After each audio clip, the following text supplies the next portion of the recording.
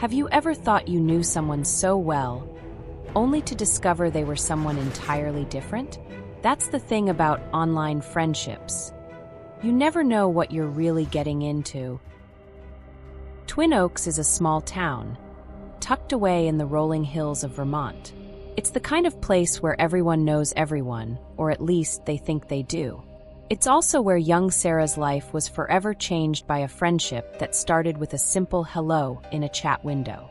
Sarah Wilson was 16, a junior in high school, when she first met Lydia.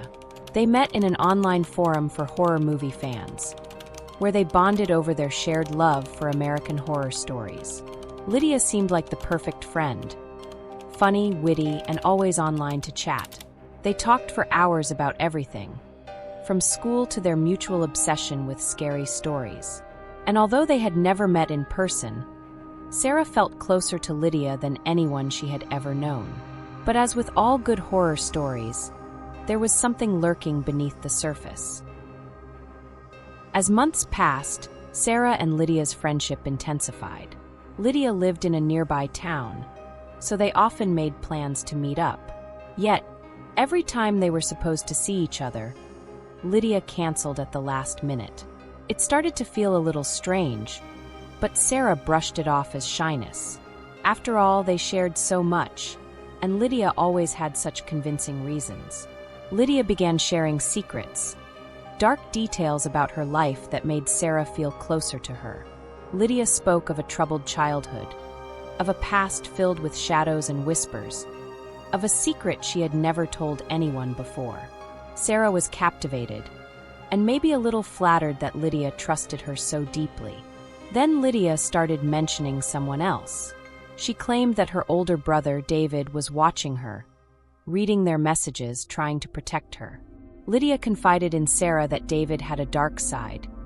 He had once hurt someone badly and made Lydia promise never to tell anyone.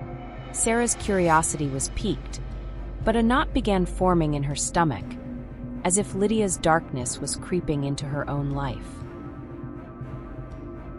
Sarah began to notice strange things. One day, while sitting in her favorite coffee shop, she saw a man staring at her from across the street. He was tall, with pale skin and sunken eyes. He seemed to be waiting, watching.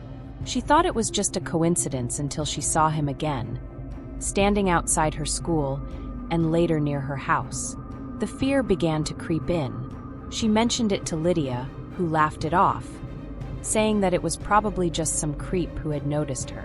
But Sarah couldn't shake the feeling that this man had something to do with Lydia. Every time she saw him, she felt as though he was telling her something without words, as if he knew something she didn't. Sarah decided to dig deeper into Lydia's life.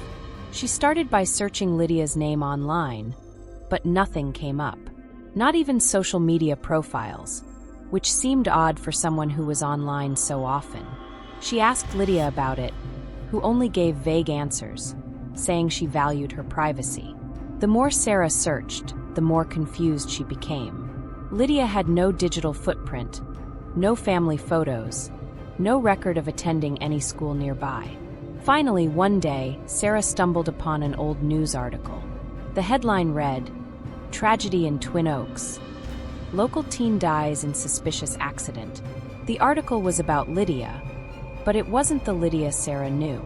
It was dated 5 years ago and described a girl who had died under mysterious circumstances. The photo was blurry, but Sarah could make out enough to realize that this Lydia looked remarkably similar to the friend she had been chatting with. Goosebumps prickled her skin as the realization dawned. Her friend was someone who should no longer exist. Against her better judgment, Sarah confronted Lydia online. She demanded to know the truth, but Lydia's tone turned cold, unlike anything Sarah had seen before. Lydia claimed that Sarah had become too curious and that some secrets should remain buried. She warned Sarah to stop digging or face consequences she couldn't comprehend. Feeling defiant, Sarah agreed to meet Lydia in person. They chose an abandoned park on the outskirts of town, late at night, where no one would be around to witness their encounter. Sarah arrived, flashlight in hand, heart pounding as she waited. But it wasn't Lydia who showed up. It was the man she had seen before, the one who had been watching her. He introduced himself as David, Lydia's brother. He told Sarah that Lydia had died 5 years ago, and that he had been pretending to be her online, using her identity to lure people in. He had done this to several other girls before, claiming that it was his way of keeping Lydia's memory alive.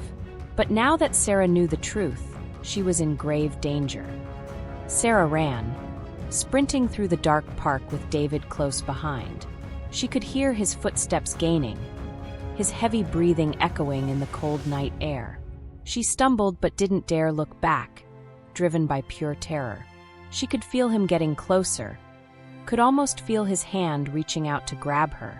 Finally, she reached the edge of the park and found the courage to look back. David had stopped, standing in the shadows, watching her with a look of disappointment. His face twisted into a sinister smile, and he called out to her, "We'll meet again, Sarah. You're part of her now." Shaking with fear, Sarah fled to the police station, where she told them everything.